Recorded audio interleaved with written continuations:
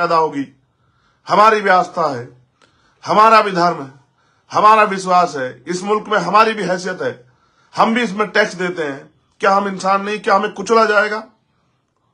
कितने कितने सोमेश अमित की हत्या के बाद जाएंगे मेरे लोग? अभी भी समय है। जब सब मिट जाएगा तब क्या करोगे? मैंने कहा धनदर्ती राजपाट नहीं बटाया, तो उनके पास कोई बाबा साहब अम्बेडकर का पार्क, कोई बुद्ध विहार, कोई अम्बेडकर भवन, कोई गुरु रविदास घर, कोई भगवान वाल्मीकि महाराज का घर, या कोई भी ऐसा स्थल नहीं है जहां बैठ के अपनी बातचीत कर सके और अपने त्योहारों को सामूहिक रूप से जहां जो है वो मना सके। जिन पे ऐसा कुछ भी नहीं था आजादी से पहले, सरकार ने क्या उनके लिए व्यवस्थाएं की है? क्यों हमारे लोगों को छोटी छोटी चीजों पे संघर्ष करना पड़ता है? ये जिम्मेदारी किसकी है? जो सरकार टैक्स लेती है उसकी, या जो जनता टैक्स देती है उसकी? ये करना सरकार को चाहिए था। ये जिम्मेदारी अधिकारी कर्मचारियों की थी कि सबकी धार्मिक आस्था का, सबके अधिकारों का सम्मान रखा जाए। लेकिन जिनकी जिम्मेदारी थी वो जिम्मेदारी से भाग गए। आज का लोकतंत्र तो जिसकी लाठी उसकी भैंस हो गया।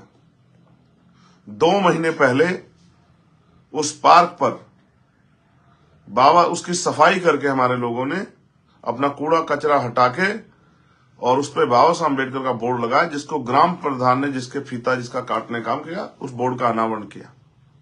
यानी कि वो बोर्ड सबकी सहमति से लगा और 2 महीने से वो बोर्ड, बड़ा पक्का बोर्ड वहां स्थापित है। एक दिन में नहीं लगा, रात के अंधेरे में नहीं लगा, दिन के उजाले में सबके सामने लगाया। और गांव के कुछ लोगों को उस पे उनका विरोध था कि ये यहां नहीं बनना चाहिए। जिनका विरोध था वो भी वहां से बहुत दूर रहते हैं, लगभग 1 किलोमीटर के लगभग दूर रहते हैं। ये बात शासन प्रशासन के पास गई।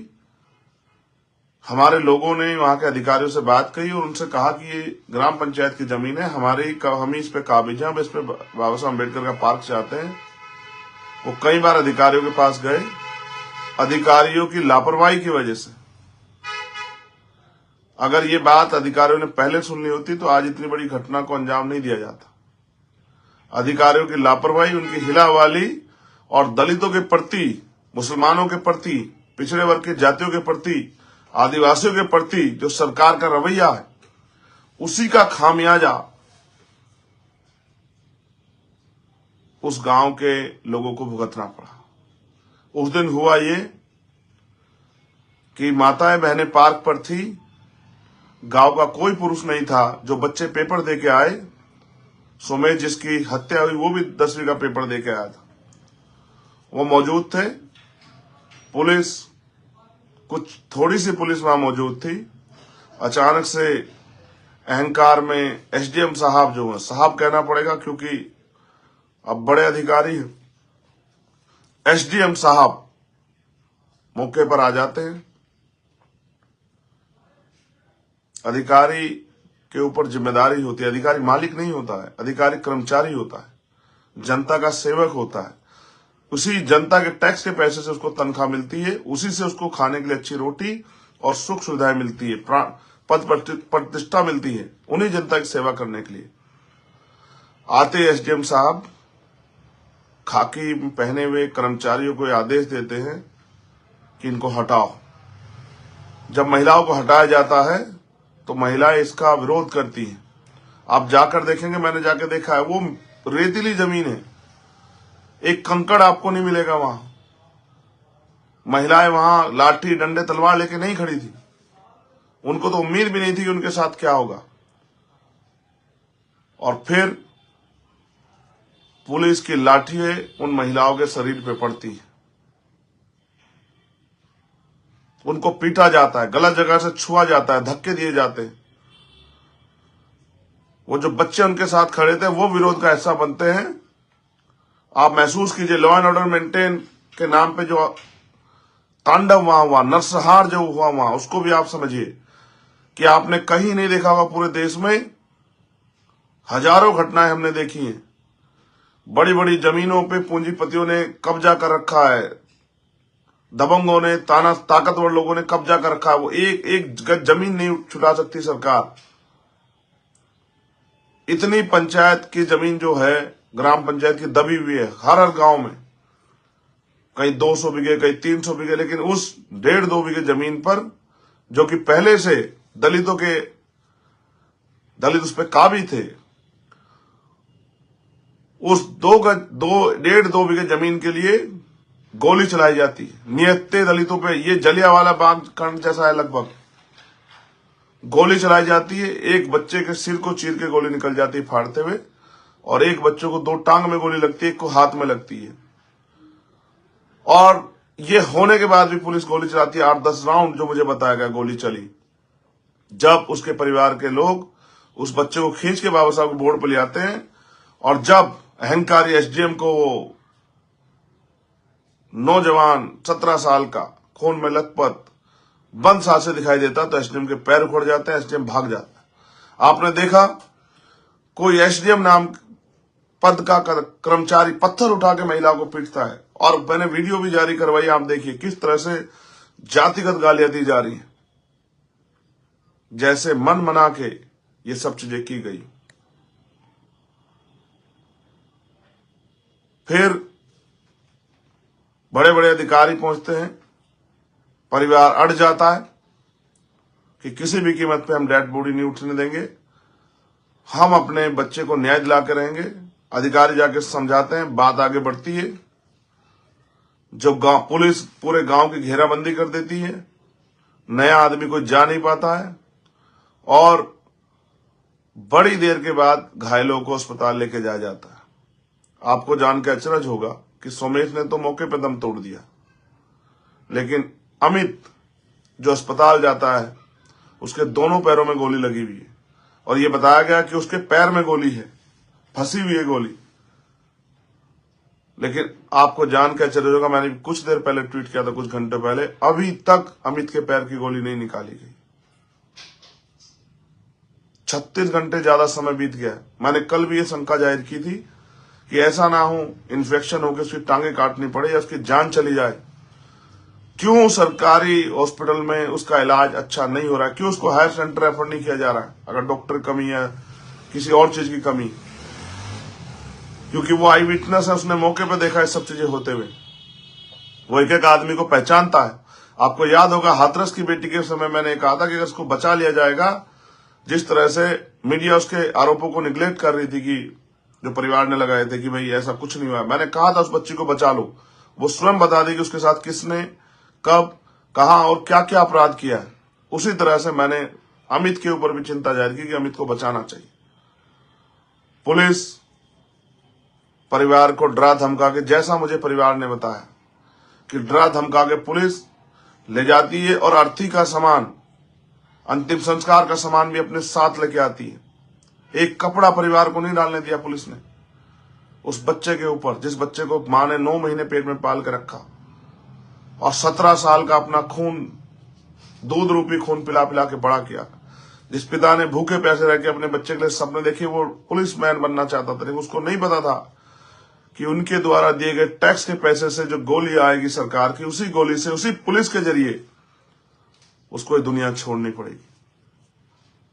ये जुल्म वहां हुआ। फिर आनन फानन में परिवार को समझा के, बुझा के, डरा के, परिवार ने तो मुझसे कहा कि जबरन हमें डरा के कराया गया, और उस बच्चे के शव को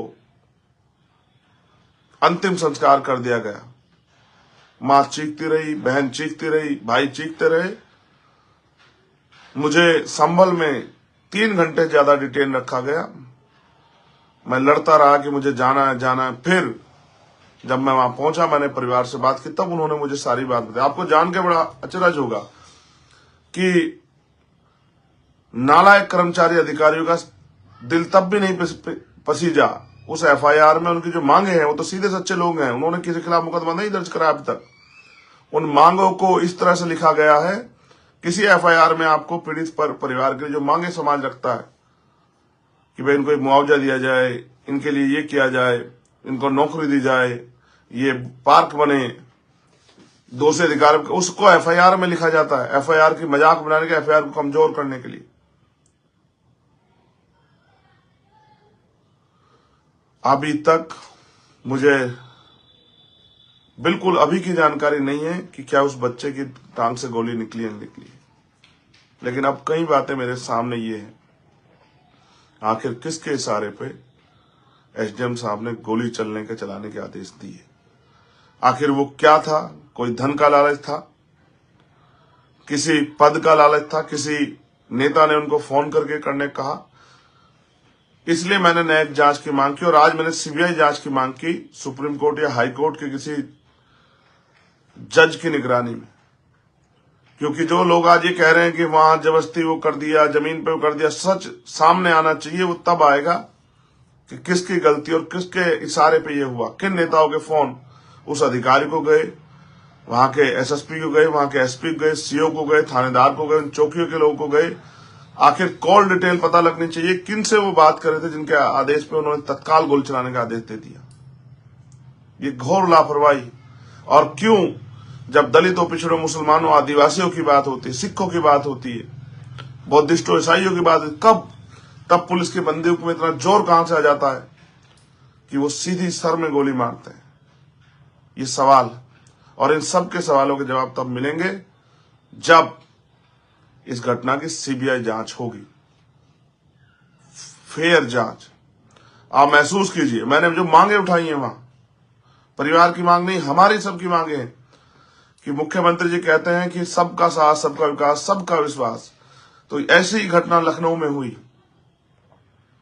लखनऊ में ऐसी घटना हुई और पुलिस वाले ने एक कर्मचारी को गोली मारी जो प्राइवेट कर्मचारी था। 50 लाख रुपए की नौकरी, एक सरकारी मुआवजा दिया सरकार ने, 50 लाख रुपए और एक सरकारी नौकरी दी सरकार ने, क्लास 1 की सरकारी नौकरी। और ऐसी घटना गोरखपुर में हुई, होटल में एक व्यापारी को पुलिस ने मार दिया। पहले पुलिस बचाव करती रही और बाद में मानना पड़ा कि जो अपराध हमसे हुआ। 50 लाख रुपए शायद और एक सरकारी नौकरी उस परिवार को दी। इसलिए मैंने मांग की कि ये भी पुलिस की गोली द्वारा हत्या हुई है, इस परिवार को भी जब न्याय सबके लिए समान होना चाहिए, तो ये भाजपा का चाल चित्र देखने का समय आ गया है कि वो इस परिवार की क्या मदद करती है। क्या वो इस परिवार को मुख्यमंत्री 50 लाख रुपए और एक सरकारी नौकरी देंगे? क्या उन अधिकारियों पे कार्रवाई होगी? क्या उन पुलिस कर्मियों पे कार्रवाई होगी? ये सब देखने का विषय। आपको जान के आश्चर्य होगा, अभी तक 302 का एक आरोपी गिरफ्तार नहीं हुआ। सभी आरोपी वहीं अस्पतालों में खुलेआम घूम रहे हैं, दहशत का माहौल बना रहे हैं। ये सब सत्ता की साठगांठ के बिना नहीं होता। किसी कर्मचारी अधिकारी की इतनी हिम्मत नहीं कि बिना सरकार के नेताओं के, अधिकारियों के, जिलाध्यक्ष के, पदाधिकारियों के आदेश के बिना इतने बड़ी घटना को अंजाम देते। और ये भी आपको जानना चाहिए कि ये कैसा आजाद भारत है जहां चंद गज जमीन के लिए पुलिस जनता को गोली मारने लगी है। ये चिंता का विषय है। क्या दलितों की जान उत्तर प्रदेश में इतनी सस्ती हो गई है? क्या दलितों की जान उत्तर प्रदेश में इतनी सस्ती हो गई है कि उनको गोली मारते हुए सोचा भी ना जाए कि इनका क्या होगा? ये सब हमारे लिए चैलेंज है। अगर आप ये सोच के बैठे हैं कि ये सोमेश के साथ हुआ, अमित के साथ हुआ, तो ये आपके यहां भी होगा जब आप अपने अधिकारों के लिए लड़ोगे। हम संविधान को मानने वाले लोग हैं, लेकिन ये संविधान को कुचलने का प्रयास है। ये राजतंत्र जैसा, जैसे राजा ने आदेश दिया और सेना ने किसी की हत्या कर दी। आप इस पे कब तक चुप्पी थाम के रखेंगे?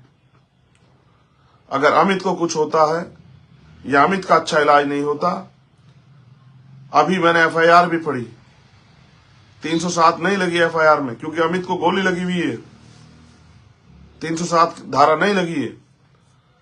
तो अगर अमित को कुछ होता है, उन महिलाओं की मैंने देखे, उन बहनों के अंगूठे टूट गए हैं, पैर की हड्डी में चोट लगी है, मैंने उनसे भी कहा कि आप लोग भी अपना मेडिकल करा के एफआईआर कराओ। पुलिस को कोई अधिकार नहीं है, जेंट्स पुलिस को महिलाओं को पीटने का कोई अधिकार नहीं।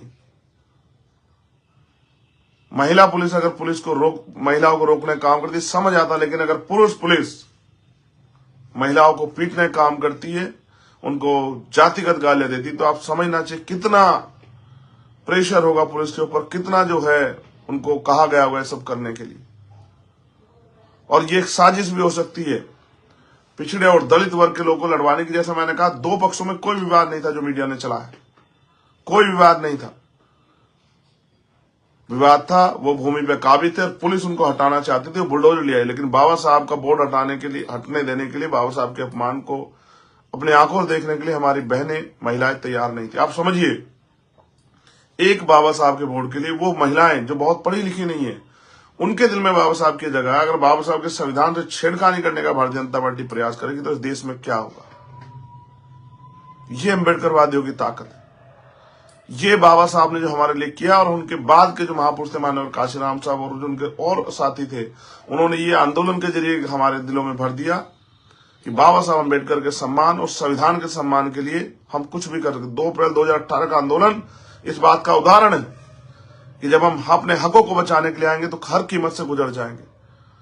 मेरे भाइयों बहनों, बहुजन समाज के पहरेदारों, ये संविधान है जो पाल, प्रजापति, कश्यप, सैनी, मौर्य, शाक्य, कुशवा, निषाद, राजभर, जाट, गुर्जर, विश्वकर्मा, सैन का बच्चा, चमार, वाल्मीकि, पासी, धोबी, कोरी, खटीक का बच्चा,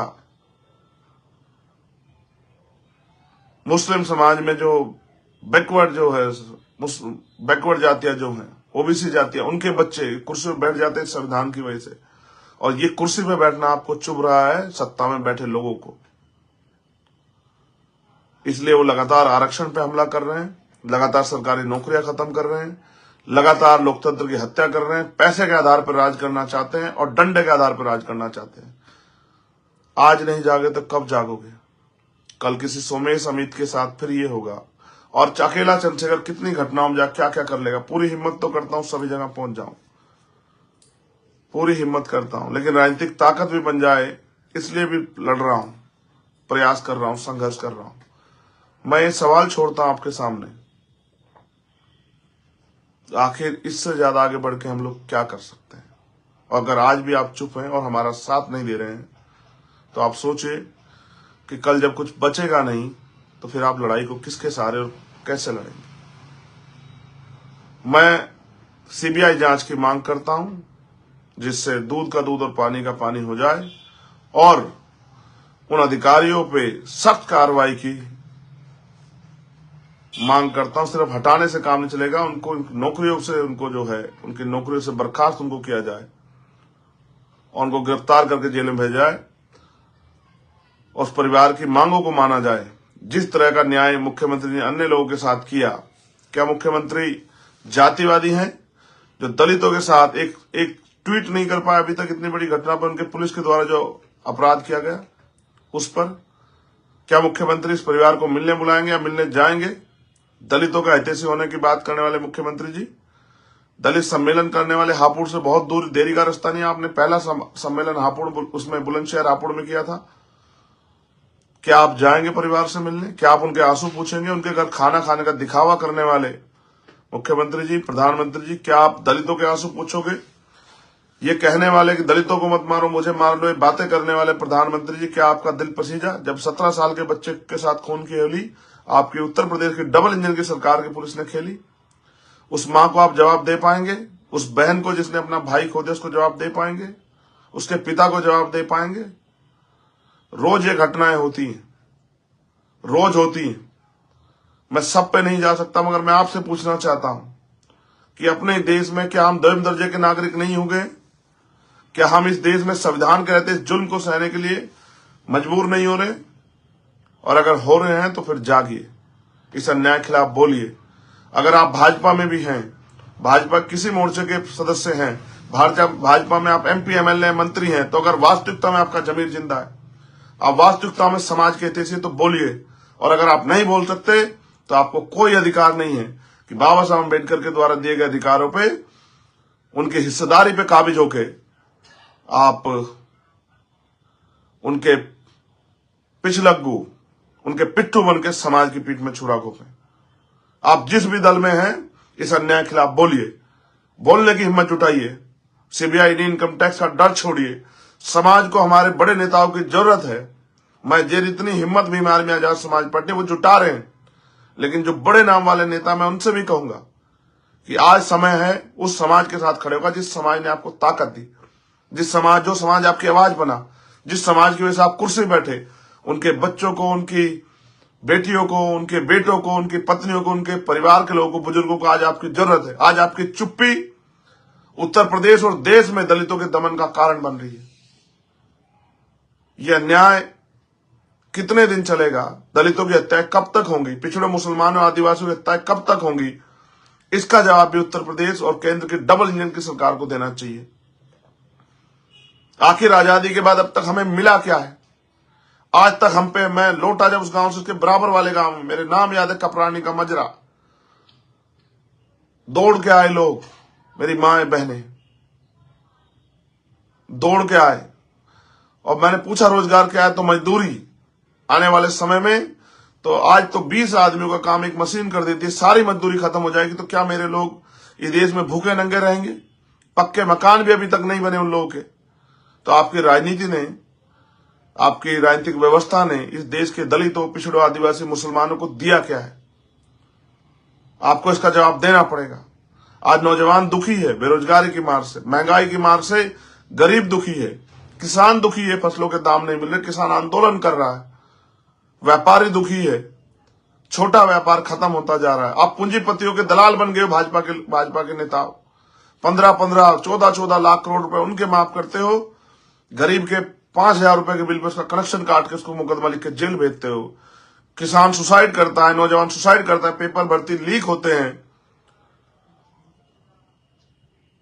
ये कौन सा लोकतंत्र है जिसमें अपनी बात को कहने की आजादी भी नहीं? और जिन पे नहीं है वो किन से कहेंगे? जमीन आकाश से थोड़ा ही पैदा होगी। हमारी भी आस्था है, हमारा भी धर्म है, हमारा विश्वास है, इस मुल्क में हमारी भी हैसियत है, हम भी इसमें टैक्स देते हैं। क्या हम इंसान नहीं? क्या हमें कुचला जाएगा? कितने कितने सोमेश अमित की हत्या के बाद जाएंगे मेरे लोग? अभी भी समय है। जब सब मिट जाएगा तब क्या करोगे? मैं वो कहानी आपको सुनाता हूं, अक्सर सुनाता हूं अपने लोगों को, कि एक जंगल जल रहा था। उस जंगल में एक चिड़िया थी और बड़े बड़े जानवर थे। चिड़िया ने जंगल जलते देखा। वो चिड़िया दौड़ के जाती, चोंच में पानी भर के लाती, आग को बुझाने का प्रयास करती। एक बड़ा सा पशु बैठ के तमाशा देख रहा था। उस पशु ने कहा कि चिड़िया, हंसते हुए कहा, चिड़िया जल जाओगी, आग नहीं बुझेगी। तो चिड़िया ने जो जवाब दिया सुनने लायक था कि हाँ मुझे पता है मैं जल जाऊंगी, हाँ मुझे पता है कि मेरे प्रयास से शायद ही आग ना बुझे, लेकिन इस जंगल का इतिहास लिखा जाएगा तो मेरी गिनती वफादारों में होगी, पहरेदारों में होगी, सिपाहियों में होगी, हमदर्दों में होगी, और तेरी गिनती गद्दारों में होगी। मैं आपको पूछना चाहता हूं, जब बाबा साहब का संविधान खत्म हो जाएगा, लोकतंत्र खत्म हो जाएगा, वोट देने का अधिकार खत्म हो जाएगा, तो आपकी बस्ती में कोई पैर रखने आएगा क्या? आपकी सुनवाई कोई करेगा क्या? हमारे पढ़े लिखे नौजवान बेरोजगार घूम रहे हैं, बैकलॉग भरा नहीं जा रहा है। प्रमोशन रिजर्वेशन सुप्रीम कोर्ट ने कहा है कि SC/ST के लोगों को मिलना चाहिए। मैं तो चाहता हूं OBC के लोगों को मिले, लेकिन कौन सी सरकार दे रही है? आप पिछड़े दलित वर्ग के लोग, आदिवासी लोग भाजपा को अपना हितैषी मानने का गलती कर रहे हो। ये वही भाजपा है, ये वही RS के लोग हैं जिन्होंने जिंदा रहते बाबा साहब अम्बेडकर की सब यात्रा निकाली। हाँ मुझे पता है इस जुल्म के खिलाफ इतनी ताकतवर आवाज बनने का खामियाजा मुझे भुगतना पड़ता है, मुझे जेल जाना पड़ता है, मेरी पीठ पर लाठियां पड़ती है, मुझे जुल्म सहना पड़ता है, जेलों में रातें काटनी पड़ती हैं, अन्याय सहना पड़ता है, और जब मैं चुप नहीं होता तो मेरे ऊपर गोली चला जाती है। लेकिन हो सकता है कल फिर गोली चले, हो सकता है 10 दिन बाद फिर गोली चले, हो सकता है मैं मारा जाऊं, लेकिन मैं इस अन्याय के खिलाफ चुप रह जाऊं, ये मैंने नहीं सीखा है। अगर मैं भी औरों की तरह राजनीति पैसों के लिए, पावर के लिए, सुख सुविधाओं के लिए करता, MP MLA के लिए बनने के लिए करता, तो शायद कभी का जमीर का सौदा कर लेता। लेकिन मैंने इस बात को इसलिए समझा कि जब मैंने अपने पिता को अपने हाथों में मैंने दम तोड़ दिया मेरे पिता ने, तब मुझे समझ आया कि पॉलिटिकल पावर क्या है। उस समय राजनीतिक शक्ति मेरे पास होती, या कोई राजनीतिक शक्ति वाला व्यक्ति मुझसे जुड़ा होता, तो शायद मेरे पिता मेरी आज जिंदा होते। मैं भी उनके पैर छू के आशीर्वाद लेता और पूरी ताकत से जो भी लड़ाई में लड़ता, मैं लड़ पाता। लेकिन उस दिन मेरे जीवन में तब्दीली, और सबसे बड़ी तब्दीली तब हुई जिस दिन मेरे ऊपर गोली चली। उस दिन मैंने तय कर लिया कि मैं किसी का दिल नहीं दुखाऊंगा, लेकिन मैं अपने जीवन का एक एक पल इस आंदोलन को दूंगा गरीबों के आंसू पूछने के लिए, उनके ऊपर होने वाले जुल्म को रोकने के लिए दूंगा। मैं अपनी बात के लिए संकल्पित हूं और मैं आज फिर कहता हूं कि सूरज पूरब की जगह पश्चिम से उदय हो सकता है, लेकिन चंद्रशेखर आजाद इस लड़ाई में पीछे नहीं हट सकता है। मैं आपसे भी अपील करता हूं कि इस लड़ाई में हमारा साथ दीजिए।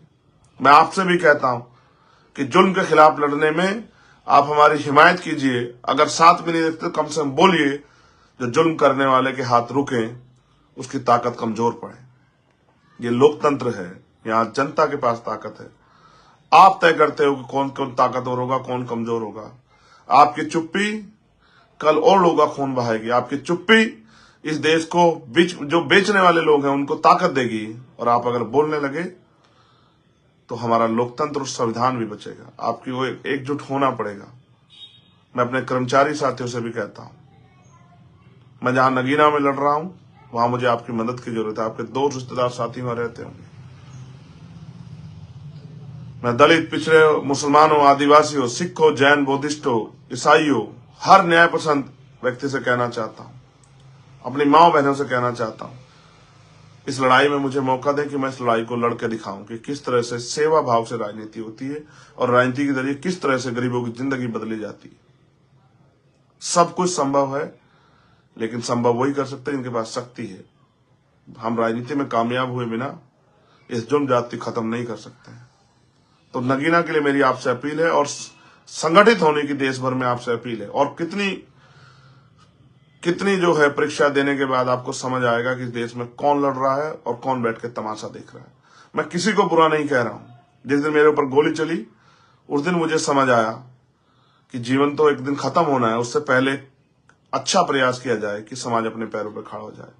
मैं एक एक व्यक्ति को जो फील्ड में मिलता है उसको भी समझाता हूं, जहां सैकड़ों लोग होते हैं, हजारों, उनको भी समझाता हूं कि इस देश में अगर जीना है तो राजनीतिक शक्ति कितनी जरूरी है और जागरूक होना कितना जरूरी है।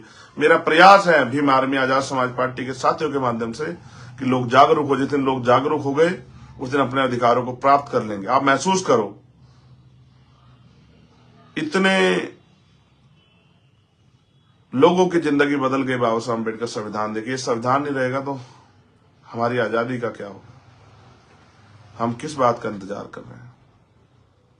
इस जुल्म को रोकने के लिए बोलना सीखिए, लोगों को जागरूक करना सीखिए। और मैं फिर कहता हूं, मैं सरकार को चैलेंज देके कहता हूं, सरकार एक बात जान ले कि हम संविधान के खिलाफ कोई भी अन्याय या कोई भी साजिश बर्दाश्त नहीं करेंगे, लेकिन हम अपने लोगों को मरने भी नहीं देंगे। आज करो मरो की स्थिति में मैं आपसे मदद की अपील करता हूं कि आप इस लड़ाई में मेरे साथ खड़े हो। मुझे गाली देने की, मेरे विरोधियों को मैं कहूंगा, मुझे गाली देने की बजाय एक बार मुझे मौका देके देखिए, मेरे साथ खड़े होकर देखिए, आपको एहसास होगा कि चंद्रशेखर आजाद जिसने जान को दांव पे लगा दिया। लोग पेट के लिए, पैसे, पावर के लिए, साधन संसाधन के लिए सब काम करते हैं, और मैं, क्योंकि मैं गरीबी में पल के आया हूं, दुख सह के आया हूं, मैं अपने लोगों के जीवन बदलने के लिए इस काम करना चाहता हूं। मैं हर उस माँ की आवाज के आंसू पूछना चाहता हूं जिसने बचपन से लेके और अब तक जो है गरीबी, बेबसी, लाचारी देखी, जिसने कभी सुख सुविधाएं देखी नहीं। अपने उस भाई की आवाज बनना चाहता हूं जिसने पढ़ लिख के जो बेरोजगार घूम रहा है, जिसके माँ बाप ने पेट काट के उसको पढ़ाया है, उसको हिम्मत, ताकत दी है। मैं उस बहन की आवाज बनना चाहता हूं जो आज भी भारत और उत्तर प्रदेश प्रदेश के किसी भी कोने में डर के साए में जी रही है कि उसके साथ कभी भी कोई अन्याय, अपमान हो सकता है। मैं और उस कमजोर की आवाज बनना चाहता हूं जिसको दबाया जा रहा है, जिसके साथ जुल्म हो रहा है। मैं संविधान के रक्षक के रूप में इस लड़ाई को आगे बढ़ाना चाहता हूं, आपसे मदद चाहता हूं। मैं सरकार से कहूंगा, आप कमजोर मत समझिए कि हम इस लड़ाई को भूल जाएंगे और चुप हो जाएंगे। एक बहुत बड़ा आंदोलन हम लोग इसी लड़ाई को आखिरी लड़ाई मान के रामपुर की लड़ाई को तय करेंगे। आप मेरी बात को याद रखना।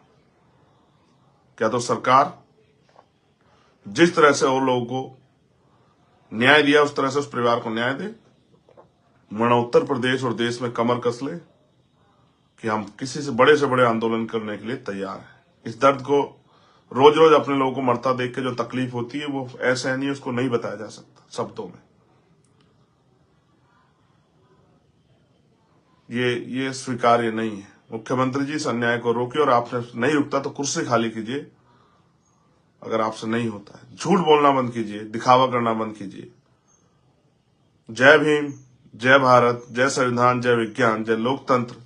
और आप सबसे अपील, मेरे कर्मचारी साथियों से, मेरे अधिकारी साथियों से, मेरे हक वंचित कमजोर समाज से, इस देश के दलित, पिछड़े, आदिवासी, मुसलमान, जैन, सिख, बौद्ध, ईसाई, पारसी और न्याय पसंद हर उस जाति धर्म के व्यक्ति से जो चाहता है कि हमारा भारत तरक्की करे और सब लोगों को स्वाभिमान सम्मान का जीवन मिले। ऐसा चाहूं राज में जहां मिले समन्नु अन्न और छोटे बड़े सब सम बसे, रविदास रहे प्रसन्न। राज ऐसा हो जिसमें कोई छोटा बड़ा ना हो, कोई ऊंच नीच ना हो, कोई भेदभाव ना हो, कोई गरीब ना हो, कोई अमीर ना हो, सब लोग बराबर हो। किसी को कोई डर ना हो, भय ना हो, किसी बहन बेटी का अपमान ना हो, किसी को खाने के लिए अन्न की, तन ढकने के लिए कपड़े की और सर ढकने के लिए छत की दिक्कत ना हो, सभी का सम्मान हो।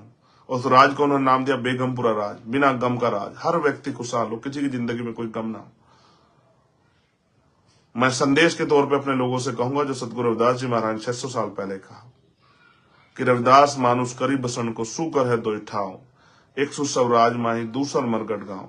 कि अगर सुख शांति का जीवन जीना है तो दो ही रास्ते हैं, एक सु सब राज माही, क्या तो अपना राज हो या फिर सुख शांति जब जीवन समाप्त हो जाएगा शमशान घाट और कब्रिस्तान में मिलेगी। और बाबा साहब अम्बेडकर ने तो हमारे अंगूठे में वो ताकत दी है कि हम राजकाज ले सकते हैं, अपनी साथ होने वाले जुल्म को जड़ से खत्म कर सकते हैं। क्योंकि सड़क पर कानून नहीं बनते, कानून सदन में बनते हैं, लोकसभाओं में, विधानसभाओं में। तो अपनी ताकत बनाइए और इस जुल्म के खिलाफ बोलना सीखिए। मैं हर कमजोर, हर मजलूम, गरीब बहन बेटी की आवाज आपका भाई चंद्रशेखर आजाद बोल रहा हूं और आपसे अपील करता हूं साथ और सहयोग की। जय भीम।